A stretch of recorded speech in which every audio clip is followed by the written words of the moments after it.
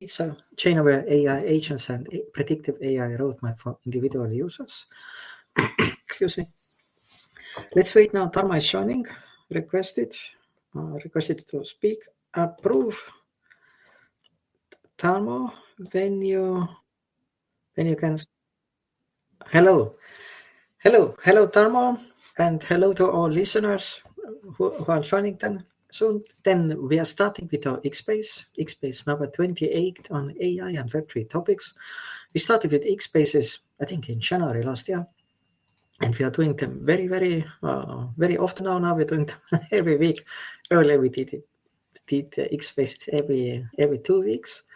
And yeah, now it's X-Space number 28. The focus is on ChainAware AI agents and AI roadmap. Now, we discussed last week as well about the roadmaps, but then we realized we were talking. We were talking so fast because there was so much to talk. And then we decided that we will continue with the roadmap discussion. And then today is then we focus on the individual users. Okay, then let's start with the intros. So I will intro myself first. So, Tarmo, usually you intro yourself first, and then me. Please, Tarmo. Hi, everybody. My name is Tarmo. I'm a distinguished architect. I'm a chief architect of largest Swiss banking platform. I was VP in Credit Suisse Global Architecture for some 11 years. I've been overall in architecture roles over 25 years. I've built over 200 applications. I'm co-founder of SmartCredit ChainAware. My education, PhD by Nobel Prize winner, in addition 4 masters and CFA plus Kaya also. Yes, Martin, back to you. Oh, okay. And I'm Martin, co-founder of ChainAware. Now, before ChainAware, we did a SmartCredit, a fixed-term borrow lend platform. And before this, I was working as a VP for Credit Suisse for 10 years in Zurich. Before this, I worked for one hedge fund, for the biggest independent hedge fund. But initially, I'm coming from the startup industry. So I came from startup industry, created a lot of very nice and cool products. Then I kind of ended up in a corporate sector, and now I'm back in the startup industry. So, and yeah, we have been in a blockchain very long time in crypto, like so. And okay, the first project we launched was a SmartCredit, and the second ChainAware. Tarmo, would you like to say some words about the SmartCredit? And then I will say the ChainAware. Before I say, Martin, remember you did 2 months for a Swiss CFA, a prediction Bitcoin will be $10,000, and everybody was laughing about you. But which year did you do this prediction? This prediction, it got published in the Swiss CFA magazine. I think it was 2014 in January. Of course, we did a prediction then in 2013. But yes, okay, it was a review process and everything. But yeah, indeed, it was a very funny. People were laughing in 2014, then in January. And then the Swiss CFA, they asked 3 years later, could we redo the price prediction 3 years later, and we did it. It was published as well in the Swiss CFA magazine. I think it was 2017, like in beginning of 2017 or beginning of 2018. I don't remember. I don't remember exactly. Anyhow, yes, but back to SmartCredit. I just wanted to say SmartCredit is a very, very big innovation. It is first in crypto fixed term and fixed interest borrowing lending platform. What you have usually in crypto is that you have money market style. You don't know exactly which interest you earn, and you just go in and go out whenever you want into pool. And what we did do was we said you have predictability, you know exactly what is your interest for following term, and this was a huge innovation. And yes, Martin, and successful. It's live and running and working. And generates. Yeah. And then from SmartCredit, the ChainAware came out, because in SmartCredit, first we develop a credit scoring. Because let's think, if you do borrow lend, you need a credit score. Actually, you need a credit score everywhere in the regular economy as well, probably more in the future in the Web3 economy. Because credit score, it displays now the person's like a financial ability. His financial ability to conform, to respect his financial obligations. So it's like a credit score. So first we developed the credit score, and then for developing a credit score, you need, we work in a CFAs, chartered financial analysts. So actually the credit score algorithms, they're more or less public. If you have worked in a bank, you know them.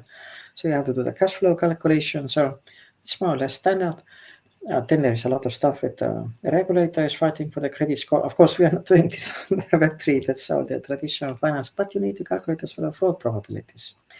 And we developed then fraud models with an AI. So, and of course, initially these fraud models were not so exact, but because the focus was on a credit score, so it didn't matter. Sorry, but then we realized the predictive fraud detection model, actually it has kind of much higher value than the credit scoring model, because with the predictive fraud, we could predict like which addresses will do the fraud in the future. And that was then the idea for ChainAware. We launched it. It was in February 2023, and we started with predictive fraud. And then we added predictive rug pull. I think it was in this order. Practically, we are predicting rug pulls before they happen. We are not documenting rug pulls. Also, in a fraud detection, we are not documenting frauds.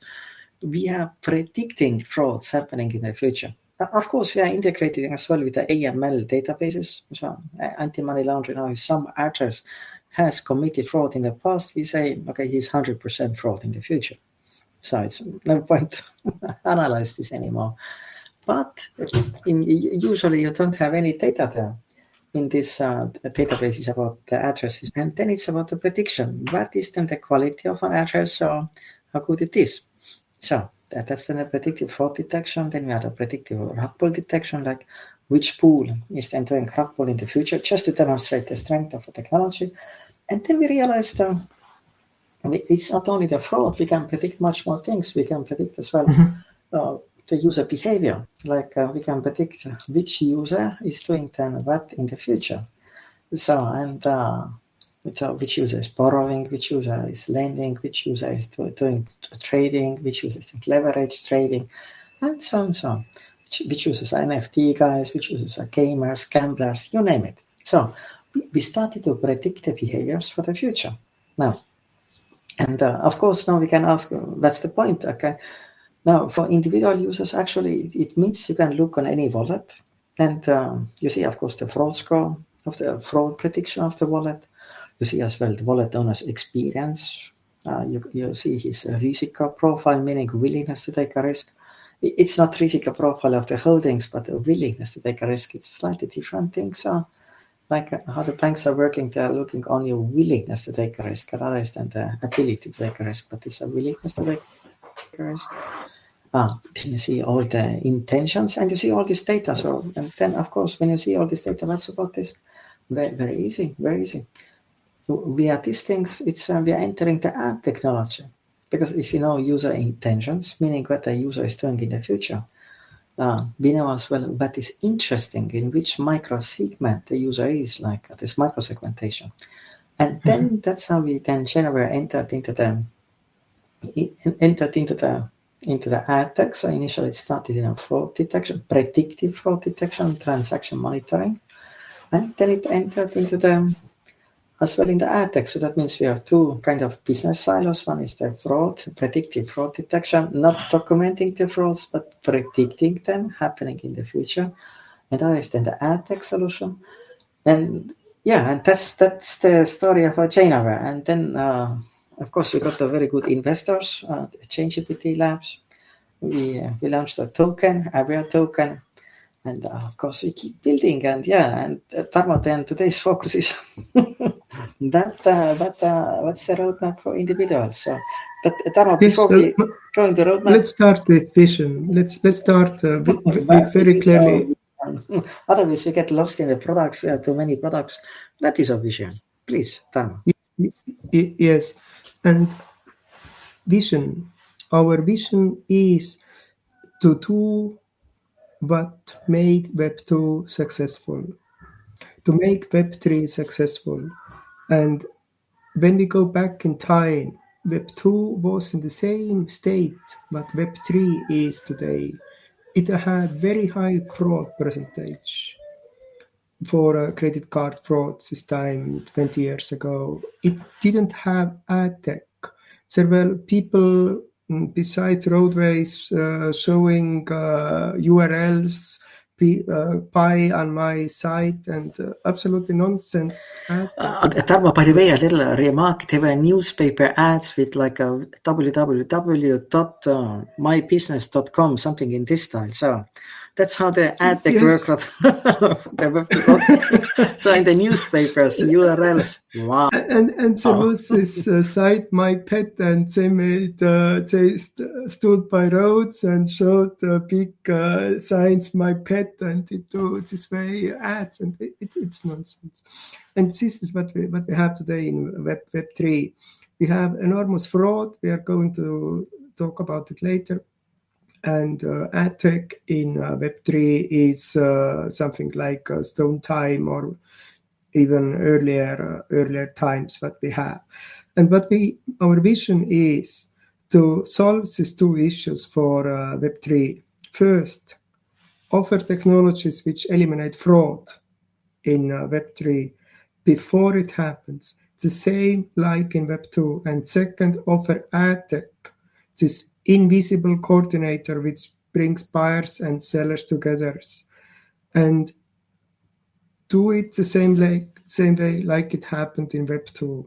So we have taken these two key technologies of Web2, fraud technology and ad technology, and we offered them for Web3 to bring Web3 over to exponential growth mode. This is our vision. Yeah. Except, let me rephrase it as well in this way. Like if you take the Web2, because Web2 and Web3, it's all the same. It's like all the same that is happening now. In Web2, there are 50 million enthusiasts, like internet enthusiasts, the early browser users, the early protocols users, FTP users. I remember there was a protocol called Gopher. So I used it before the www HTTP protocol, and I said, no, I'm not using this visual protocols. I'm the old guy, I'm using command line protocols. So, and there were 50 million of them.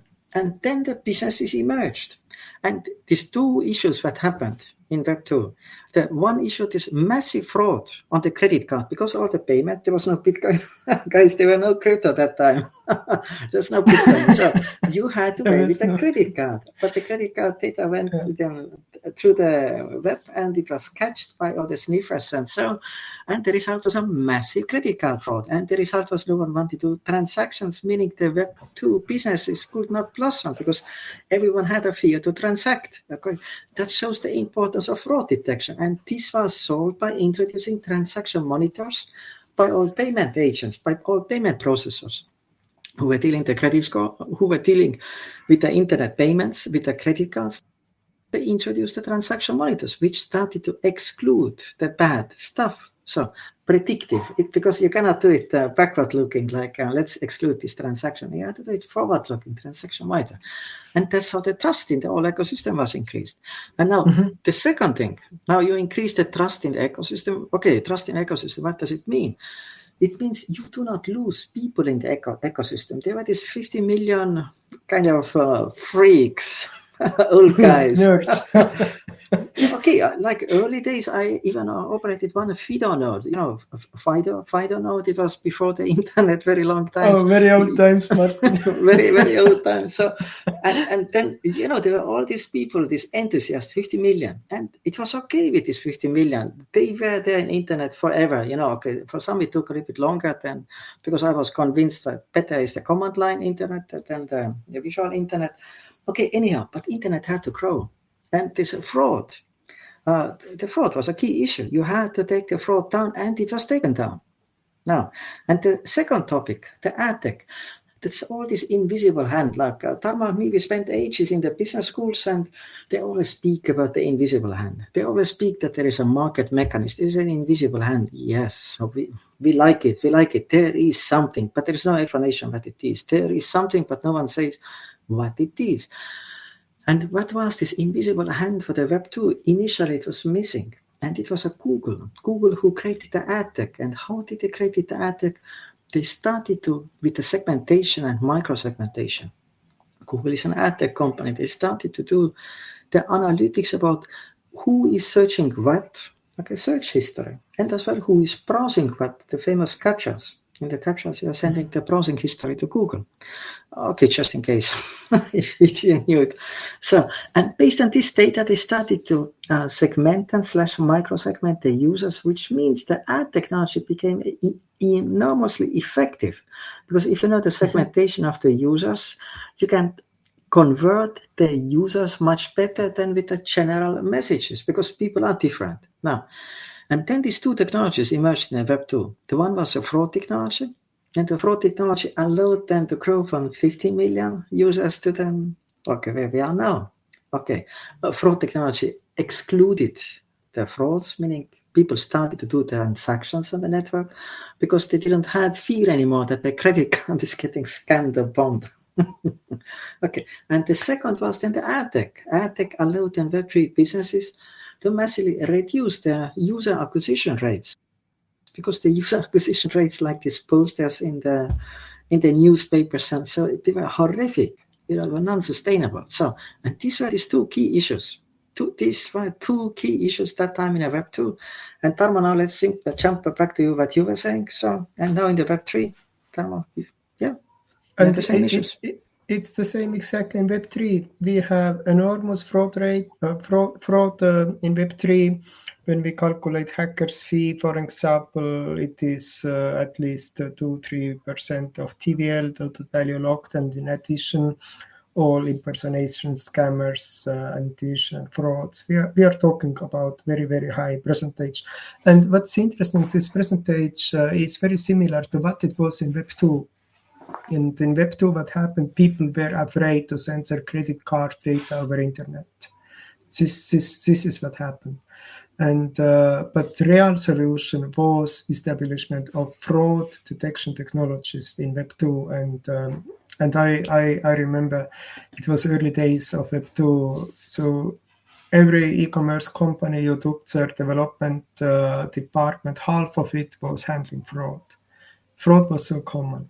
And this is what we have now in Web3. Web3 is full of fraud because the fraud technologies, what we have in Web3, these are like actually not usable. And the same Tarmo, if I'm jumping in, I wouldn't call them fraud technologies. I will call them like accounting technologies. Documentation, because they are like accounting and documenting there happened the fraud. This means, this address must be a bad. Look, the fraud happened. Yes, and what these guys haven't figured out is that in Web2, there was a way to reverse transactions. You could say, credit card fraud, it's reversed, etc. But in Web3, we have no way to reverse transactions. And what we are doing, we are taking this documentation approach, and we think we can use it in Web3. Have fun. It's not working. Yeah. And surprise. And this you have to do behavior prediction to predict fraud. Okay, the second issue in Web3 are enormous acquisition costs, because the ad tech what Web3 uses is totally ineffective. We are talking about to get, if you use, I will not say names now, but if you use your banner platforms or so, to get a user to your website, to get a click on your banner, you pay hundreds of dollars.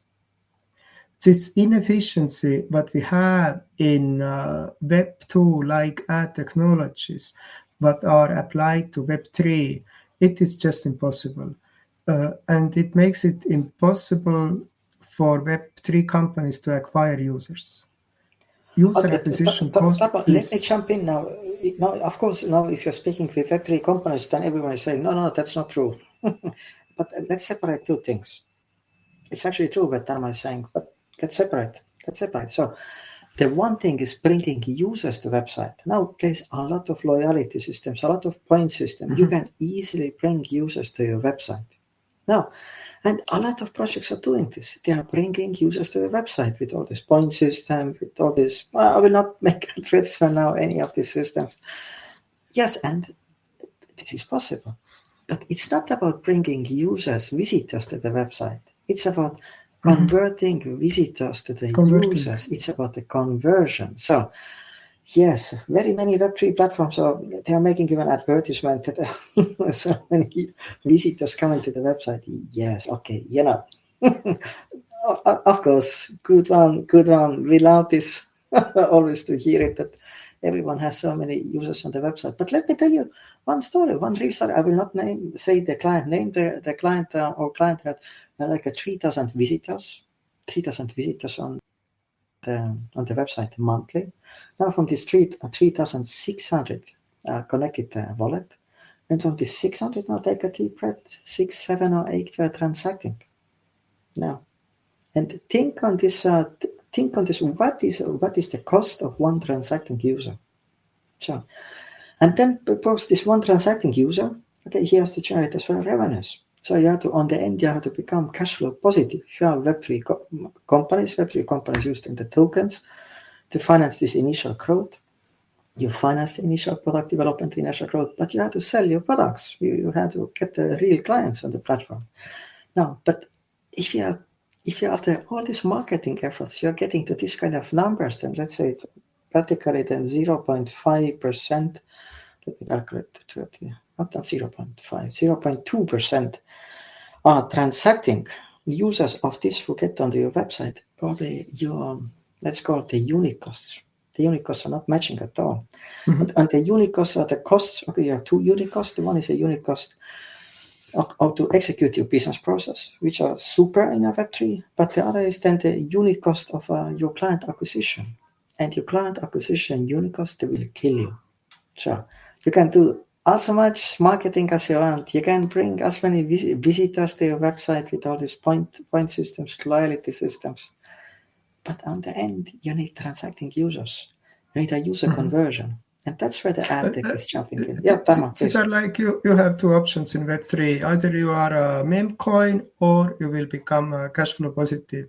And to become a cash flow positive company, first you have to eliminate fraud, eliminate your downside, and second, build up your upside is apply ad tech like Google for Web3, what ChainAware is.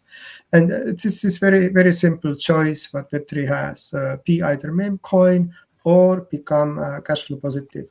And to become cash flow positive, first, fraud technology, second, Web3 ad tech technology. Yes, the game is very simple. The game is very simple. Like either you go into the meme coins, then you say, beautiful, there is pump.fun. I think they have launched like a one. I saw one chart, like how many they have launched, like millions of coins, like 20 million or something like this. Yeah. Pump.fun. Or now, if you are creating platforms, on the platforms, you will need transacting users.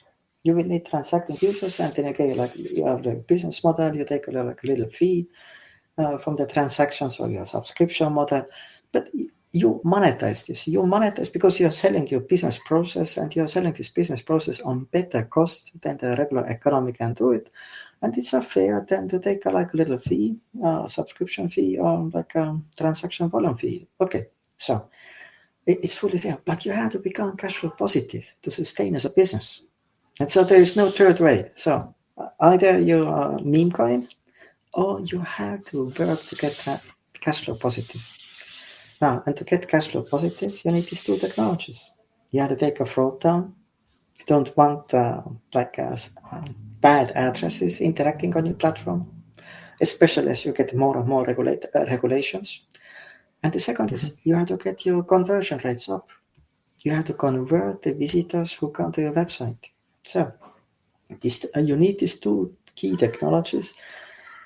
to solve the same issue, but where the Web3 is now, where the Web2 was then 20 years ago. So, and we are saying, how did the Mark Twain say the history is not repeating, but it's rhyming? And we're saying exactly, it's just rhyming. Yeah, yes, guys, and we are just repeating what made Web2 successful. It was fraud technology and ad tech, and we have this them both for Web3. Just ported them over to Web3. So old approach. Actually, all innovation is to take the Web2 approach of the fraud detection, meaning predictive fraud detection, which we have with our fraud detection models, and to do the ad technology, which we are doing with our marketing agents. That's our innovation. We are just transferring from the Web2 that was required to make a Web2 growing into the Web3 to make Web3 growing. So that's our innovation. Yes. And it worked in Web2, it works in Web3. So, Martin, now let's focus for individual users. Because last week we ended up speaking so fast. Okay, I'm not trying to speak very fast because we started to speak about the roadmap, and we always try to stay in 60 minutes. Otherwise, we talk too long. So, and and this week then the focus is just on the products for individual users, which are usually free. So user has to connect the wallet.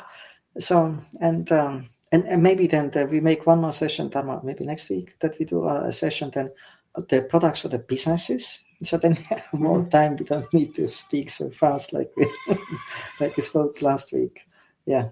Okay, Tarmo, let's start. Which products we have for the individual, for the regular users? Yes. First, AI-based fraud detector. It's already live now 2 years. It's February, Martin, and February 2025, February 2023. 4th of February 2023, we launched the website. So yes. It's live 2 years for public usage. We have rug pull detector, AI-based rug pull detector. We have wallet auditor. We have AI credit score. We have share my wallet audit. And we have Telegram bot and Discord bots. And Martin, now let's just dive in. Could you give overview of our AI-based fraud detector? Okay, now that's the idea for fraud detector. So like there are two ways in a traditional economy. In the banks, there are two ways to do then the fraud detection. The one is the AML, and AML is so-called anti-money laundering. His AML's mandate is to figure out that the bad money is not getting mixed with the clean money. So what is bad money? Drug money, yada yada, all this kind of stuff. Now that's a bad money, and it should not be mixed with the good money. That's the role of AML.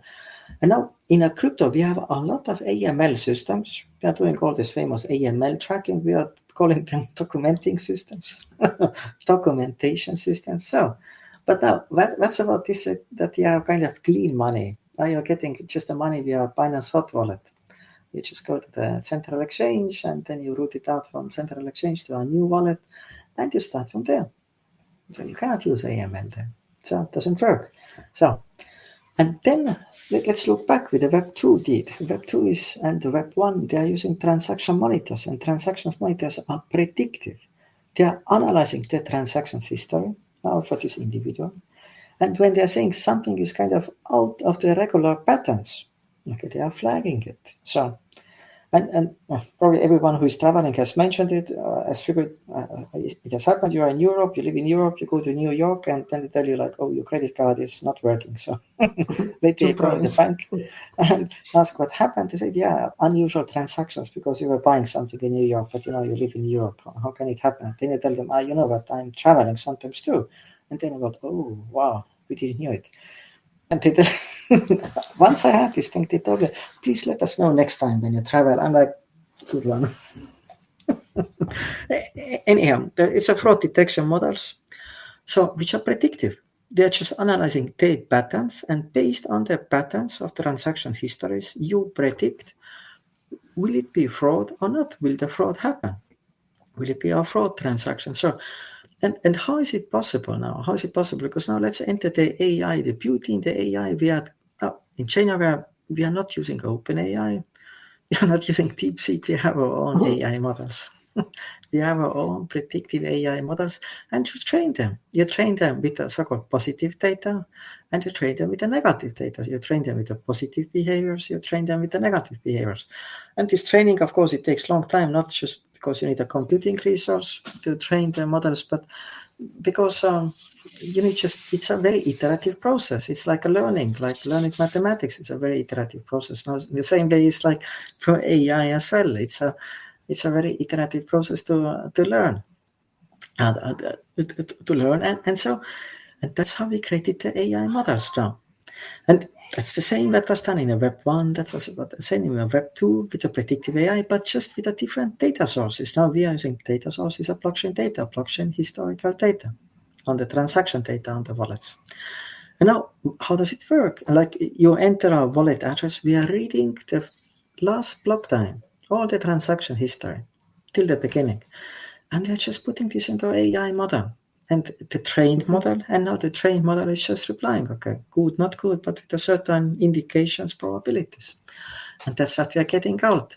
Now, the beauty of our models is that we have a 98% prediction rate, meaning 98% of cases we predict fraud happening in the future before it happens. So, again, we predict what addresses will do in the future before they do it.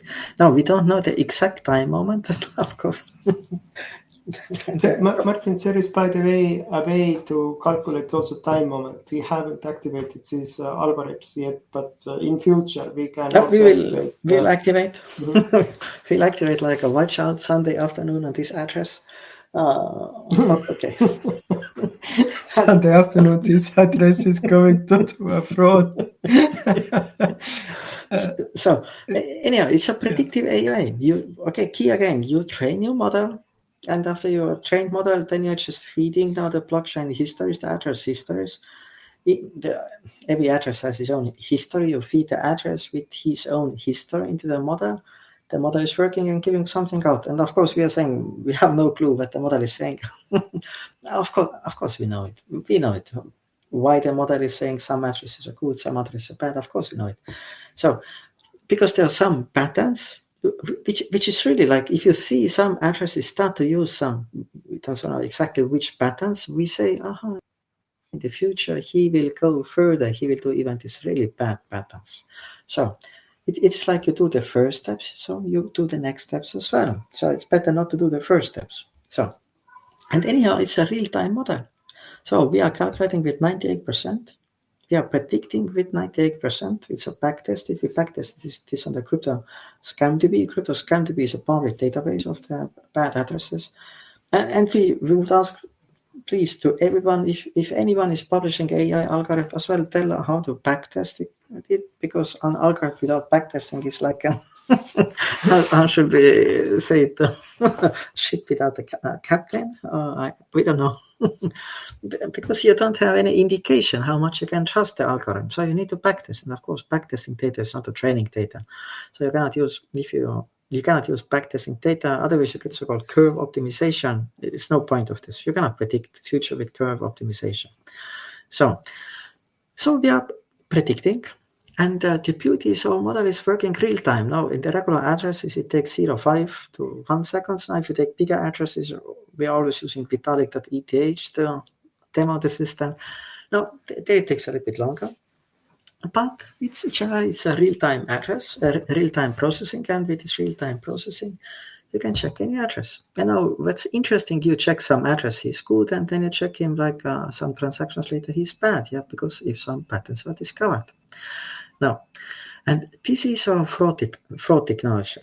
So, 98% accuracy, and but now, let's say as well like the fraud. Okay, because we say always a fraud and fraud and fraud. What is a fraud? So, okay, let me make some examples. Okay, it's a massive impersonation, massive offering of services where you're not getting paid, or then you get the scam tokens where if you put a proof message, then they are emptying your wallets. So these are Okay, let's leave that. Let's go just impersonators. Like Web3, we don't have like a KYC is not attached to the addresses, which is good, which is fully okay. And then we have Telegram, which is as well fully okay. Anyone can pretend anyone can sell whatever service is there. But how do you separate now who are the good service providers, who are not? And we say very easy. There's this feature called Share My Wallet. I share the audit of my wallet. Your business partner just has to connect his wallet. He will get a unique link, and you see this unique link, and your business partner can send this link to anyone. And if you see this link, everything is there. You see the full wallet audit, including fraud prediction, experience, like a willingness to take a risk, intentions, categories used, forensic analysis, hundreds of attributes, hundreds of summaries. You see all this data, and we say it's easy way. Like, okay, the Bitcoin is saying, okay, how was it? Trust but verify. So we always have to verify with whom we are dealing, because there's no KYC behind the address. There's no core process. Okay, maybe there are, but it's definitely difficult to do the core processes over the web. So it's better verify. Ask the other guy for the address, check the address, let him sign that's his address, and like practically he proves the wallet ownership. You get a unique link and you check the address. So now, which blockchains do we support with predictive fraud detection? Okay, we started with Ethereum. Then, of course, BNB Smart Chain.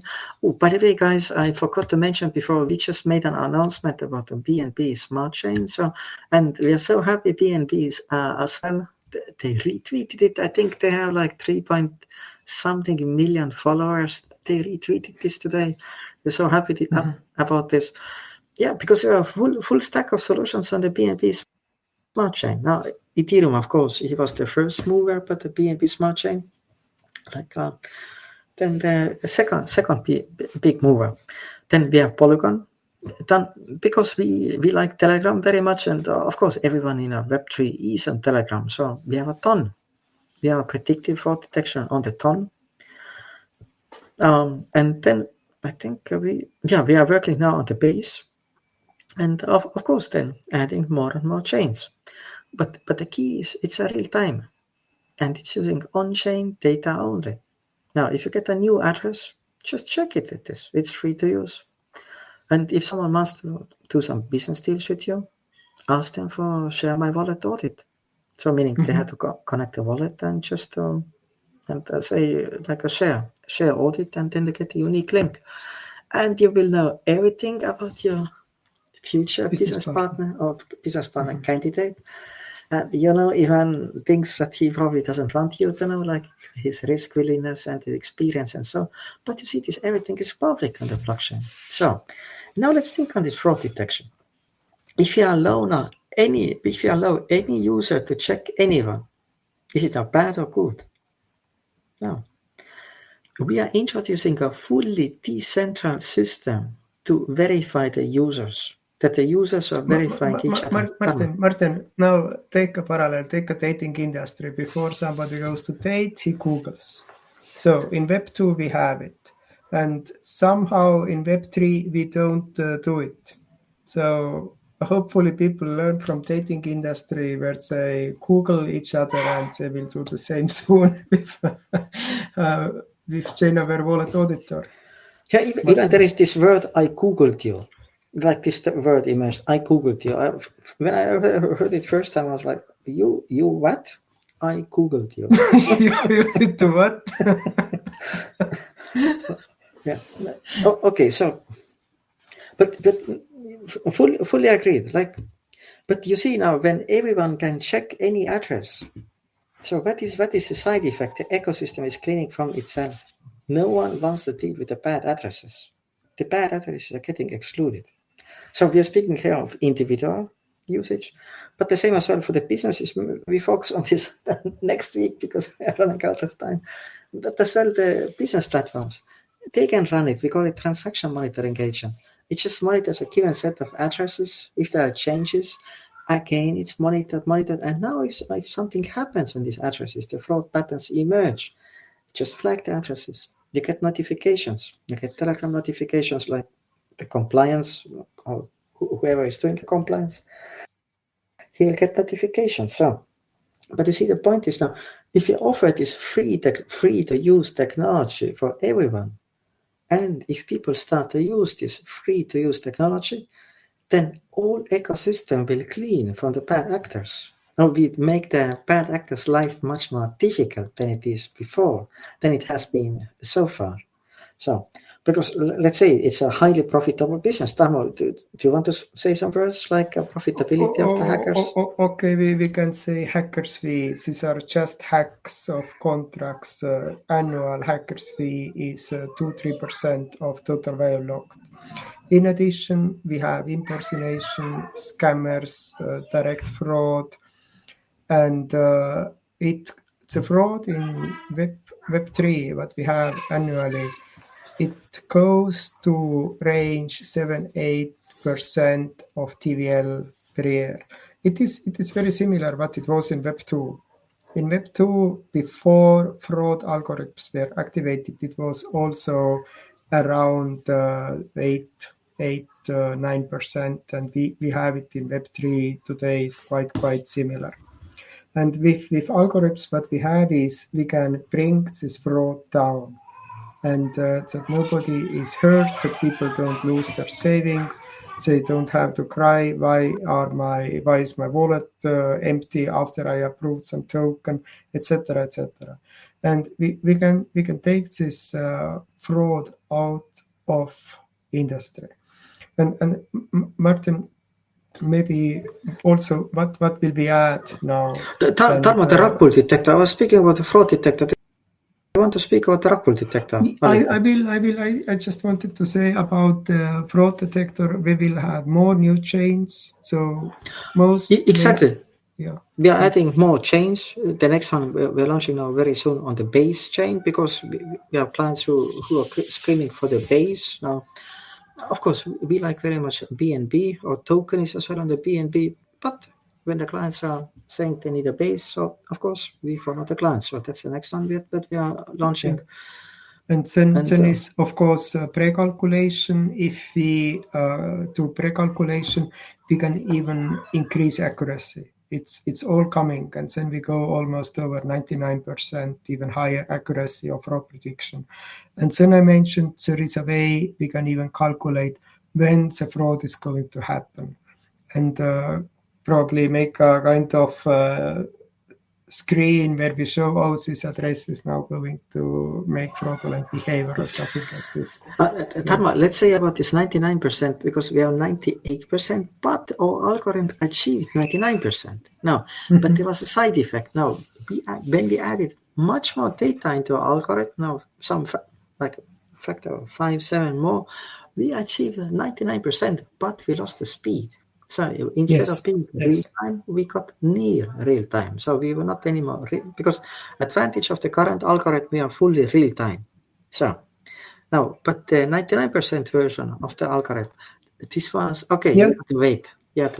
You can say it is calculated till this time point. If you want now to the last moment, okay, your accuracy goes down to 98%. It's not over 99% anymore, and this is the way it increases even accuracy. And yeah, this is lot of work still in AI-based fraud detector.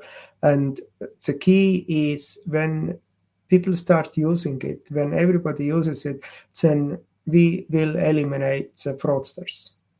Exactly. And that's the reason why I keep it for free to use. Like, but people, it's there. Of course, for us, we have to pay for the infrastructure. We're doing it. It's okay. We pay for this. We have monthly bills. We pay the infrastructure. So be it.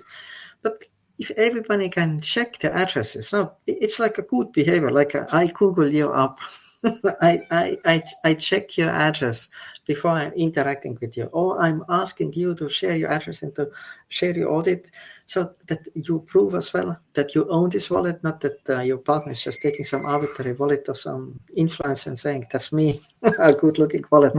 No, he has to sign and to prove that he owns this wallet, and you will get a unique link, and with this unique link you then see all the predictions about this wallet.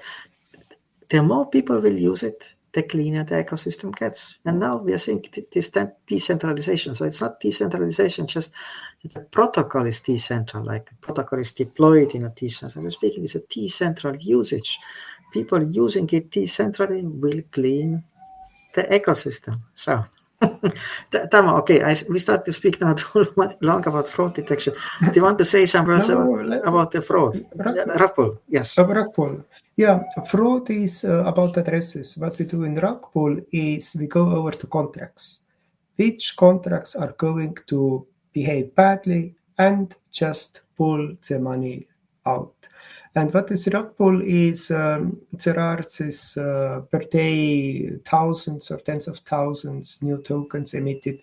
And what happens very often, it is you see, the price increases very fast. You invest and you want to get your money out, or you can't. It's somehow value is zero. It's rug pulled. If it is rug pull, you lose 100% of your investment. You don't lose 5 or 7%. No, you lose 100%. And there is a huge industry behind which does do rug pulls. It's a kind of topic that is not so public. There are psychologists who design social campaigns for rug pulls. There are engineers who design rug pull contracts. There is all communication marketing system for pushing these rug pull tokens. It is huge industry and very profitable industry. And unfortunately, especially new buys fail into rug pulls, and since they say, I never come back to crypto. It is just fraudsters. Yes, it is. And this is why we say use our rug pull detector. Don't let rug pull you, or don't write into Twitter messages, I have been now rug pulled 128 times. So better take ChainAware before you invest, check the contract address, and then you don't have to write into a Twitter story how I got rug pulled 128 times. And let's add statistics, Tarmo. It was, I think last autumn we were checking the Pancake pools very actively with special monitoring. Okay, that's another story why we made a special monitoring, but it was daily like 1,400 to 1,800 pools created every day. Now, 95% of them then goes out. 95%. So that means 5% then they stay. So, yes. And the sad story really, because if you're speaking of the fraud, what is the importance of the fraud? If you bring the fraud down, we bring the trust up. This means new people entering the ecosystem, they will stay in the ecosystem. They will like the ecosystem. Now, if they're getting rug pulled 1, 2, 3 times, I mean, they ain't say anything good about the ecosystem. So, and they will leave the ecosystem. So that means it's like cleaning the ecosystem. Okay, for one side with fraud detection, for other side with predictive rug pull detection. So we increase the trust, and by trusting, we give the new people the chance to become Web3 members, like the community members, the real community members. So, okay, back to you, Tarmo. Yes, and there are currently no ways to fight rug pulling, because all these kind of documentation methods and so-called forensics, it's not working. It's too late. You can't use it. You will be just rug pulled, and the only way is behavioral analytics, AI-based behavioral analytics, what ChainAware is doing. It's the only way to detect rug pull before it happens, and we have had cases where ChainAware has been kind of people have emitted their own token, and we have discovered it and just run our algorithms, and yes, rug pull is coming, and yes, and so it was. And Tarmo, let's say it as well. This on the other, it's like, who is your adversary? Your adversary, your opponent, is an industry. It's a rug pull industry. It's a very dynamical industry. It's a very advanced industry, and we cannot compete with this very advanced industry by using statistical documentation systems now, and even there are some systems which are analyzing smart contracts. But guys, this is a dynamical system. Now, if you have a dynamical system and you know that your opponent is a dynamical system, you cannot go with statical algorithms against the dynamical system. You have to use as well dynamical algorithms like AI. AI is a dynamic algorithm, self-learning, learning algorithm. So that's what you have to do. Your opponent is dynamic. You have to respond with dynamic algorithm. If you respond with a static algorithm, like all these AML documentation systems, just predefined, you just lose. There's no way. It's just that there are different complexity levels. It's like one guy is working, going to war with like machine gun, like an automated weapon. The other is going with a sword. So it doesn't work this way. So you have to be on the same level, and that's why I'm saying this. Current like a fraud detection and systems, like they are too statical, but we know the opponent is dynamical. It's a dynamical system, so we need to respond as well with dynamical approaches to this dynamical opponent who is making huge profits. Like we did this analysis of the Pancake last year, and that's quite a business. Let's say it in this way.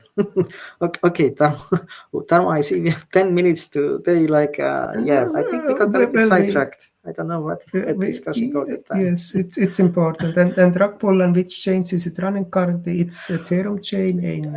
We have it in Ethereum. We have it in a PSC because rug pull needs a little bit more calculation, so it's a little bit more extensive operation than the fraud detection. But of course, we have to port this to other chains as well. Yeah, of course.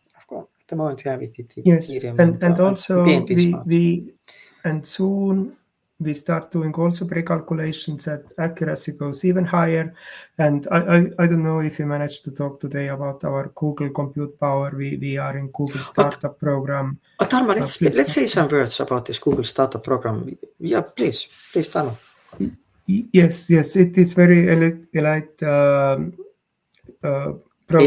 where we are elite program, and we have this enormous compute power for 250K, $350K dollars, and with this compute power we can even make our prediction more accurate. We can do pre-calculations to go over 99% accuracy by fraud or by rug pull, and we can even go over and start predicting when it happens. Of course, then you need, if you need one compute unit for fraud to predict when the fraud is going to happen, you need around 500 or 1,000 calculation units. It is then very, very calculation intensive. Just with this calculation power, compute power we have now from Google, it is possible to go over and to also predict when fraud is going to happen or when rug pull is going to happen. And with this compute power, when we do all these calculations, we can really offer tools which clean up all the fraud, all the rug pulls in industry. And you have just to understand that your adversary is very well organized. They have very highly paid social psychologists, scammers. It is industry.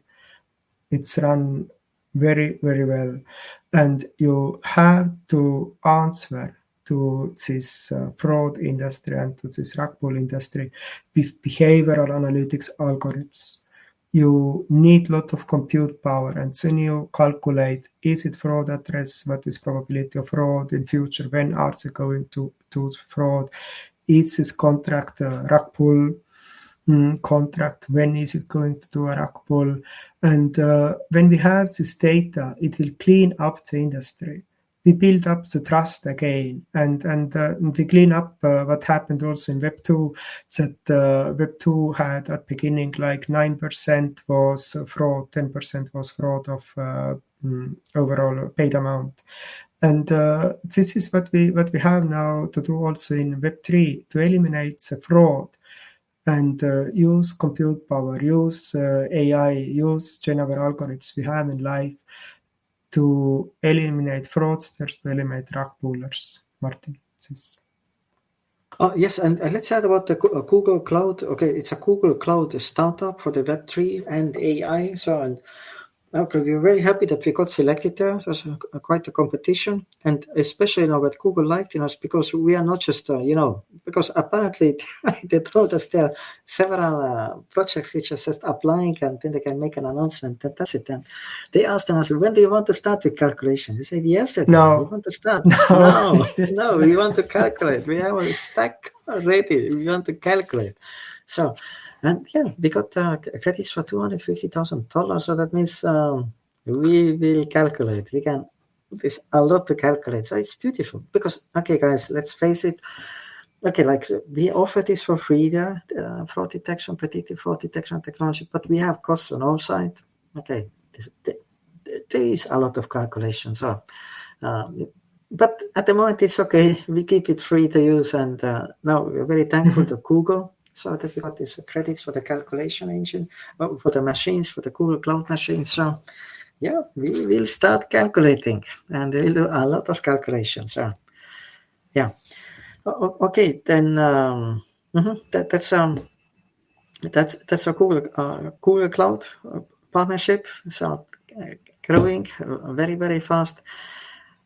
But I'm looking now again on the time. We try to keep 5 minutes left. Martin, let's summarize. And we have spoken most important features: fraud detector, Pull Detector, wallet auditor, shareable wallet audit. We have told about it, but we didn't tell credit score. We have a credit scoring as well. Oh, okay, but yeah, the credit scoring is maybe less used in a Web3 at the moment because it's at the moment Web3 is less focused on the general financial ability.